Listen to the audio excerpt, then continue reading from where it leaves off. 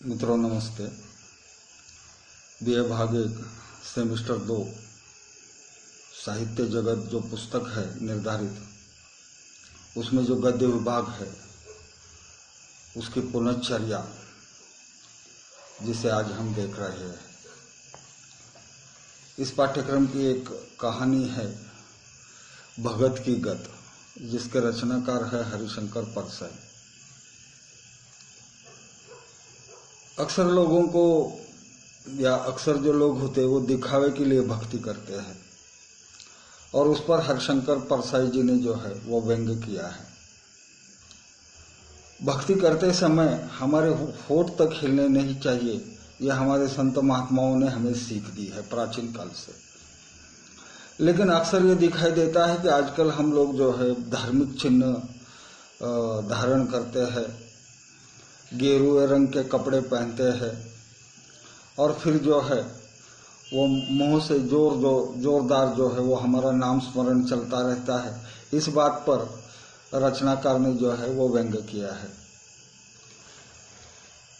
एक मोहल्ले में एक भगवान के भक्त रहते थे, जिनको व्यंग्य से वो भगत कहता है रचनाकार, और उसने लोगों के जो है नाकों तले दम लाया था।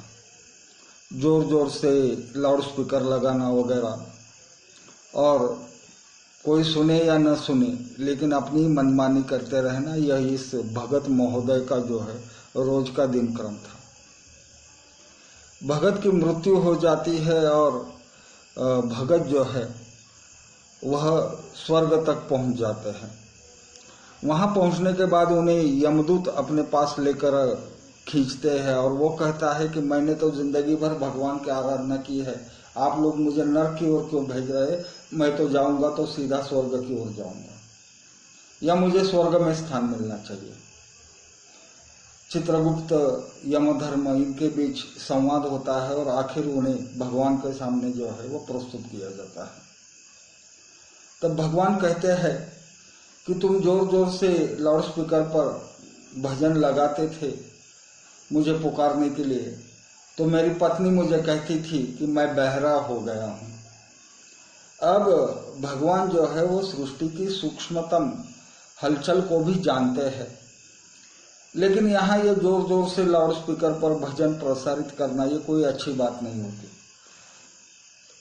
आगे वो कहते हैं कि तुमने 2 लोगों की हत्याएं की है।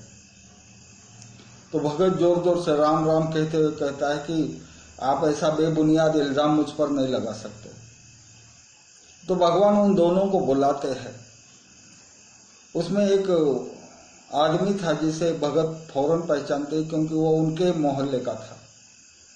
भगत से वो आदमी कहता है कि मैं बीमार था, और बीमारी के कारण मैंने आपसे अनुरोध किया था कि लाउड स्पीकर की आवाज कम रखिए, लेकिन आपने मेरी नहीं सुनी, और इस कारण जो है मेरी तबीयत दिन ब दिन बिगड़ती गई और मुझे मृत्यु मिली। मेरी मृत्यु होने का ये जिम्मेदार आप और सिर्फ आप ही है। अब भगत जो है वह निरुत्तर हो जाते हैं, उनको कोई अपना डिफेंस अपना बचाव वो नहीं कर पाते। तब दूसरा एक लड़का उनके सामने आता है। वो लड़का कहता है कि भगत जी, मेरी परीक्षाएं चल रही थी और आपने जोर जोर से जो था वो लाउड स्पीकर लगाया था, और जिसके कारण मेरे पढ़ाई में व्यवधान हरकतें पैदा होती थी। मैंने भी आपसे मिलकर आपको विनती की थी कि कृपया अपने लाउड स्पीकर की आवाज जो है वो कम या धीमी रखिए, लेकिन आपने यह नहीं सुना।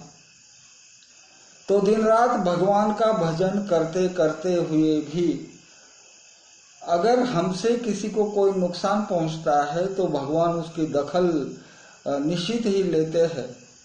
यह रचनाकार की मान्यता है। तो इस प्रकार से इस भगत ने जिंदगी भर भगवान की भक्ति की, लेकिन उसको फल क्या मिला? जिस स्वर्ग की वह अपेक्षा कर रहा था वो स्वर्ग उसे नहीं मिलता, बल्कि उसे नरक मिलता है। जो भगत है वो स्वर्ग में भगवान की बहुत चापलूसी करते हैं, प्रशंसा करते हैं, उनको खुश करने का प्रयत्न करते हैं, लेकिन भगवान उनकी बात नहीं सुनते।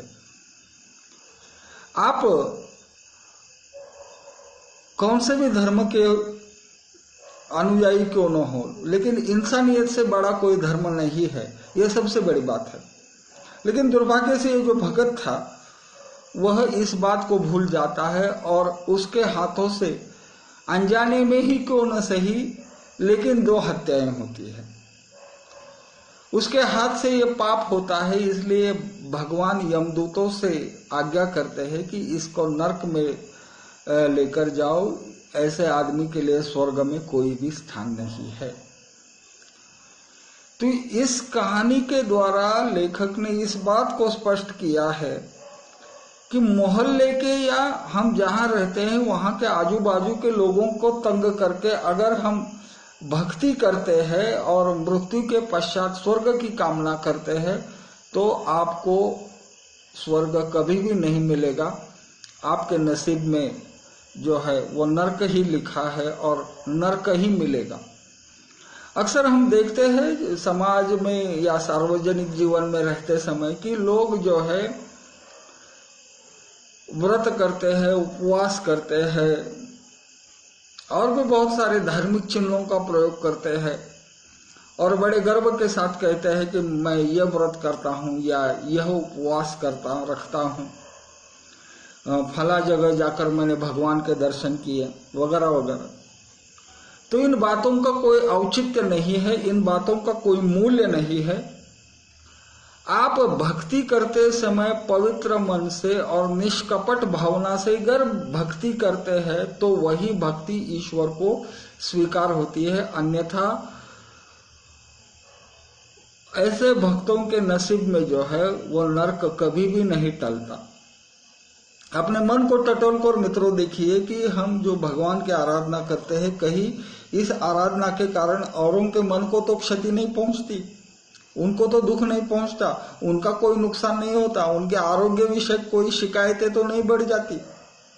ये सारी बातें जो है ये भक्ति के मूल में है और इसलिए भक्ति करते समय हमको इस बात का बड़ी गंभीरता से जो है वो उसको देखना है।